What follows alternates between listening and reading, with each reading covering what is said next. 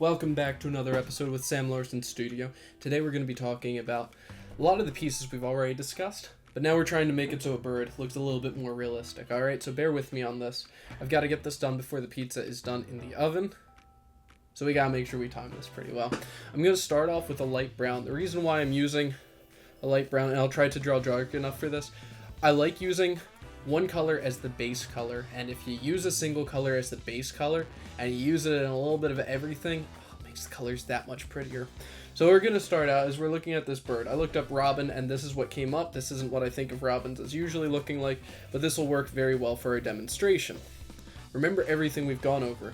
All drawing is using basic shapes and using them effectively as a roadmap, alright? So we've got a general idea of where the head is. I've done a couple spots for the head, but that's because I like drawing super light, and then I like going over the lines later on to clean them up.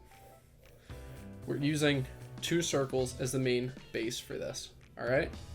Now we can kind of flatten out that one circle, and we have our tail piece going back. You see that? 2 circles, a rectangle. Now we're going to get more of a triangular shape, and we're going to have it so that bleeds off of him a little bit. We're using our little bird as the map, and we're using the shapes as our own little visual roadmap. A little bit of a circle of an eye, but now we have to make that eye a little bit more almond looking. You can see how he looks on this one. Now the legs go out. It's good to have some kind of studies that you do, so then you can keep on growing and learning and figuring out, okay, what are the key features on this. The reason why I'm doing this is I want to show, hey, you can use cartooning as the foundation for drawing other things. It doesn't just need to be used for cartooning. It's really good for being able to block out something very quickly. Now, when we're drawing a post like this, we don't draw all the details. We just draw a couple things, just like a couple lines, and you just kind of go about them quickly. That way you get a good idea of, okay, this is wood. It just gives a different texture than everything else, right? So now we're going to switch over to a darker brown just to get all the shapes fleshed out a little more. Triangular kinds of shapes in here. A little bit of that shape for the nose. And you can see he's got a little bit of shape right there. Look at that. We've already got a good idea of what this bird looks like. And when you break it down into only being a couple of circles, it doesn't seem nearly as challenging to draw, right? And then look, all we're doing is we're making this generally look fluffy. We're not just trying to do like pretty line work of everything. You're just giving a general sense of this is fluffy. Right now we're differentiating between the textures to give an idea of what's happening. Because all we're trying to do is figure out how do we draw animals fairly quickly. Alright, so now look at this. This one we're just going with the fairly specific kind of aspects. This bird has a few different shapes used on the wing here. And then the rest of it is broken down. Straight lines going across. Again, we're keeping it rough. This doesn't have to be precise. This is meant to be rough. This is meant to be a little bit scraggly looking, you know? But that scraggliness makes it so he feels fluffy. Now we add a little bit of a tail to it. Alright. We're going to flesh out the legs a little bit more.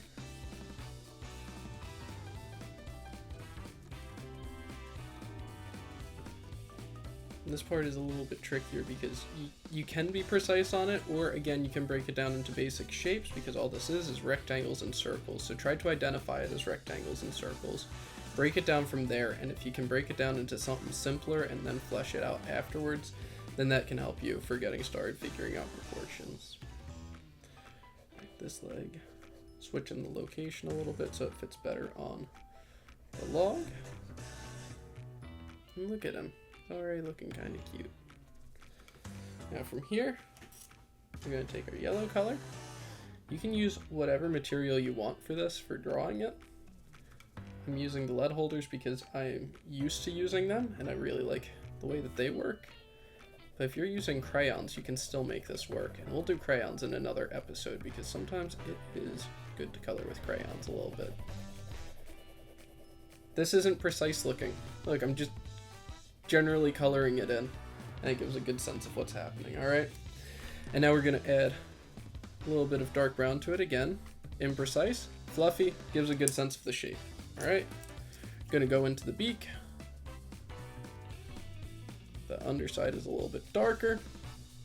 Think about the colors that you're seeing here. And this just needs to have a slight separation in color. I want that to be just a wee bit darker. But yeah, altogether you've already got like a solid idea of what this looks like. Now we're just going to toss in some scribbles here. I think any of you are able to scribble if you try hard enough. You don't even have to fully be in the lines and it still is going to work, and you're going to be like, wait a second, this is actually kind of adorable looking. He's just chilling there. He's really cute.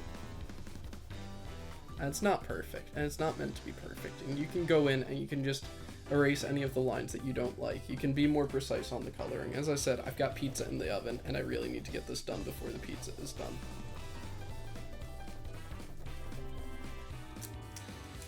I'm gonna go with some harder lines on the outside of this now. And this part I'm keeping pretty imprecise because it is not the focal point in the drawing, but it gives a good idea of how you can use texture as a separation. And like for a wood texture, you just do lines kind of like this and you just kind of toss them in and it's gonna have a wood kind of feel to it. Alright, I'm giving him a little bit of a shadow, not because he really has one that's easily seeable in the picture, but because it feels right here. Sometimes that's all the drawing is about making sure that it feels right.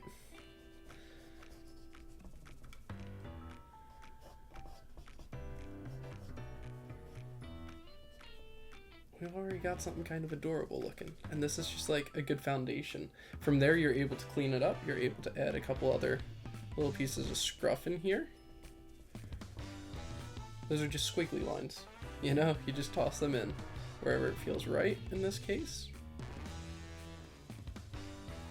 But that's how you can use cartooning as a roadmap if you want to draw more realistic stuff in the future.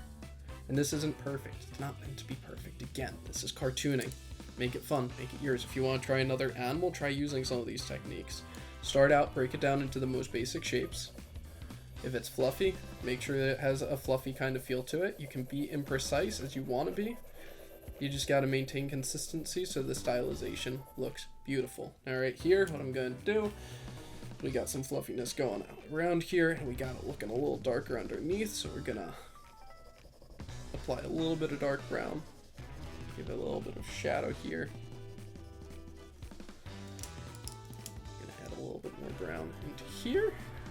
That should give me the color that I'm looking for.